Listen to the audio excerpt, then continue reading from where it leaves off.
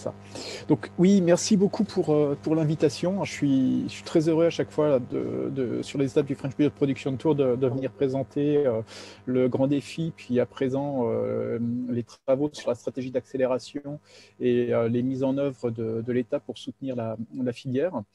Donc, comme vous le savez, c'est aujourd'hui la santé est un véritable enjeu. Les biotechnologies et biothérapies sont un véritable enjeu avec la crise du Covid.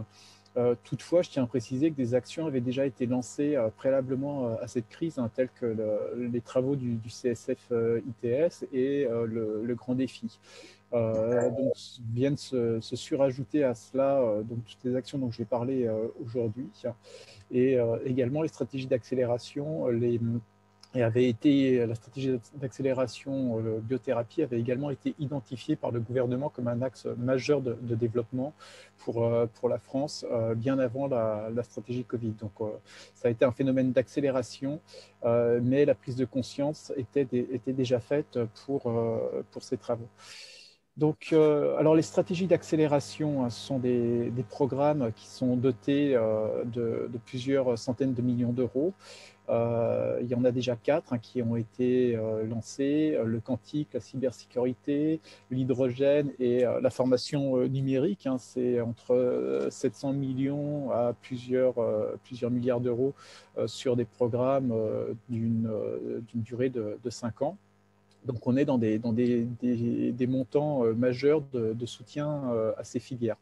Donc, dans le cadre de la santé, il y a 4 stratégies d'accélération qui sont en préparation. Donc, celle qui nous concerne aujourd'hui, que je vais développer là dans les diapositives suivantes, c'est biothérapie et bioproduction de thérapie innovante. Mais nous avons également la stratégie d'accélération santé numérique, la stratégie d'accélération qui a été mise en place spécifiquement en réponse à ces nouvelles crises donc sanitaires, maladies infectieuses réémergentes et émergentes et menaces NRBC. Et puis, il y a un PIEC santé, c'est un programme européen santé que veut coordonner la France, qui est également en train de se mettre en place. Si j'ai le temps, je pourrais en dire 2 mots. Donc, la stratégie d'accélération bioproduction et thérapie innovante, elle a pour objectif donc, de soutenir le développement de l'industrie, de l'innovation et de l'industrie française sur de nouvelles biothérapies et leur production. On est bien sur 2 pieds, le soutien de nouvelles molécules, mais également comment les produire sur notre territoire. Donc, il y a des objectifs de soutien à l'innovation, de mise en place de partenariats publics-privés, une volonté importante de travailler de cette manière. Ça viendra également soutenir la souveraineté de la France sur ces approches, développer des outils industriels et un accès au marché. Donc, on a trois points dans cette stratégie d'accélération. Le premier, c'est vraiment une volonté d'accélérer la croissance économique de ce secteur. C'est un secteur qui a une croissance mondiale près de 2 chiffres, hein, le développement des biothérapies. Donc, il faut que la France, qui est une grande nation en pharmaceutique, puisse rattraper son retard, c'est un point de vue industriel sur les biothérapies pour pouvoir profiter de cette croissance. Ça permet d'enchaîner sur le second point, qui est la souveraineté sanitaire de la France. Aujourd'hui, on ne produit que 5% des biothérapies qui sont utilisées sur le territoire français. Donc, il y a un véritable enjeu également d'augmenter le nombre de produits qui sont produits en France. Donc là, quelques chiffres. Hein. Aujourd'hui, 8 biothérapies sont produites sur le territoire français, alors qu'en Allemagne, ils en produisent 34, 26 sur les Royaumes-Unis, pour un total de 167 qui ont été approuvés sur la période 2012-2019 par l'IMI. Donc, il y a une volonté d'accroître ce taux de production sur le territoire. Et le dernier point de cette stratégie, qui est aussi essentiel pour les problématiques d'accès marché, c'est l'efficience du système de soins et la soutenabilité de notre système de soins. Aujourd'hui, en France, tout le monde a accès aux soins de manière équitable et on maintiendra ce système. mais pas besoin d'avoir fait beaucoup de maths pour comprendre que les nouvelles thérapies qui arrivent avec un prix marché de l'ordre de 300 000 à 400 000 euros pour les CAR-T-cells, si elles ont tendance à se développer, le système de soins, ça ne sera pas soutenable pour notre système de soins. Donc là, il y a un véritable enjeu de diminution des coûts de production de ces nouvelles biothérapies, avec ça en accord avec les industriels, une recherche d'ici à 10 ans d'augmenter très fortement les rendements de production d'un facteur 10, 100, voire 1000 pour les thérapies géniques, pour arriver sur des coûts de production qui soient soutenables. Donc alors, hop, je passe à la diapositive suivante. Alors, la France, cette stratégie d'accélération va reposer sur les atouts de la France. Ils sont bel et bien connus. Je reviens juste très rapidement dessus. La R&D et des nouveaux produits. On a beaucoup de produits dans le pipe en France. On a des laboratoires qui sont très actifs, qui sont reconnus à l'international. On a également pour les essais cliniques des grands centres hospitalo-universitaires qui permettent de conduire de nombreux essais. Et on a notre universalité d'accès aux soins, soit un grand marché pour ces innovations. Donc, nous ne partons pas de rien aujourd'hui pour cette stratégie d'accélération. Donc, comme je disais, comme Julien le montrait dans sa première slide, le CSF-ITS travaille depuis plus de 2 ans à présent. Ils ont commencé leurs travaux en 2019 lors de la signature du contrat stratégique de filière en février 2019 avec un chapitre autour de la bioproduction. Il y a eu 2 concours d'innovation qui ont déjà été financés. Il y a le Grand Défi qui est financé à hauteur de 30 millions d'euros. Je vais revenir rapidement dessus dans la slide suivante.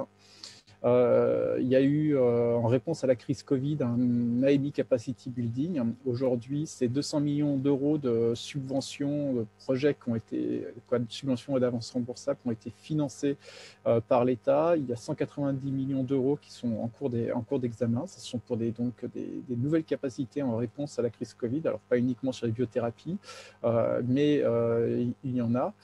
Il y a eu un appel à projet Flash Covid-19 ANR, il y a eu un PSPC Covid-19 pour financer des essais cliniques et d'autres aides aux industriels pour les projets d'investissement dans l'appel à projet Résilience qui a été renouvelé. Donc aujourd'hui, il y a de nombreux guichets qui sont disponibles pour soutenir cette filière. Alors, sur les axes plus amont, le Grand Défi avait démarré son action donc, en janvier 2020. Le Grand Défi repose sur 2 grands piliers. Le premier, c'est la structuration de la filière, avec la première action qui a été mise en place à l'été 2020, c'était la labellisation d'un réseau national d'intégrateurs industriels dans le cadre d'un appel à manifestation d'intérêt. Et j'ai labellisé 6 intégrateurs, dont un va être présenté NTI 9 juste après. Donc sur base d'un cahier des charges technologiques, d'expertise, de capacité d'accueil d'entreprise, de développement de projets. Et ces intégrateurs servent de support aux appels à projets qui ont été lancés par le Grand Défi en soutien à l'innovation, sur 3 lignes, sur l'usine modulaire, sur les nouveaux types de biocapteurs et tout ce qui est nouveaux systèmes d'expression. Là, les dossiers sont en cours d'examen et ce sont des financements qui seront à hauteur donc sur une enveloppe totale sur le soutien à l'innovation qui devra être de 25 millions d'euros. Et la deuxième action donc structurante, c'est la mise en place d'une tête de pont nationale qui a pour nom de code aujourd'hui Alliance Bioproduction, qui se veut être l'organe qui permettra de coordonner les différentes actions de développement de la bioproduction, de la production de biothérapie sur le territoire. Donc les travaux sont en cours. On a été missionné, Jacques Voltmann qui préside le CSF, le groupe bioproduction du CSF-ITS et moi-même avons été missionnés en décembre dernier par Agnès Pannier-Runacher, Frédéric Vidal et Vidal et alors santé, recherche et industrie, excusez-moi, pour travailler sur cette alliance France Bioproduction et pour faire une proposition de gouvernance et de fonctionnement d'ici à cet été. Et donc, nous consultons l'ensemble de l'écosystème et de la filière en ce moment même. Si vous voulez participer à ces travaux, je vous encourage à me contacter. Alors, pour conclure sur le grand défi, hein, juste une carte nationale des intégrateurs industriels. Donc, vous voyez, ils sont répartis sur l'ensemble du territoire français, avec des expertises en thérapie cellulaire, thérapie génique, protéines recombinantes et anticorps. Alors je regarde le temps qui me reste, j'ai utilisé mes 10 minutes, me semble-t-il. Donc une slide très rapide hein, sur les actions en cours de la mise en place de la stratégie d'accélération. Donc une consultation qui vient d'être conclue. Donc on a eu plus de 300 réponses avec dépôt de plus de 160 projets dans le cadre de cette consultation. Un appel à manifestation d'intérêt qui est ouvert jusqu'au 12 avril pour des projets, soit dans le cadre d'essais cliniques, phase pré-réglementaire, phase 1, aussi sur tout ce qui est robotique et nouveaux systèmes d'expression, ce qui rejoint le grand défi, et également une ligne donc générique pour des projets qui sont matures aujourd'hui et que l'écosystème veut faire porter par les aides de l'État. Donc, c'est clôturé le 12 avril. Après, il y aura d'autres appels à projets hein, qui seront lancés. Et les deux dernières slides, justement, c'était les autres appels à projets en cours, hein, capacity building, j'en ai parlé, résilience, j'en ai dit deux mots. Ça, c'est le soutien à l'industrie, aux industries stratégiques pour la France, donc pas uniquement la santé, mais la santé en fait partie. Donc, ce sont les appels à projets que vous retrouvez chez BPI France. Le concours Innov qui a été relancé et le PSPC qui sont ouverts jusqu'en juin 2021. Voilà, j'ai essayé de tenir dans les temps, j'ai pas trop débordé. Merci Emmanuel.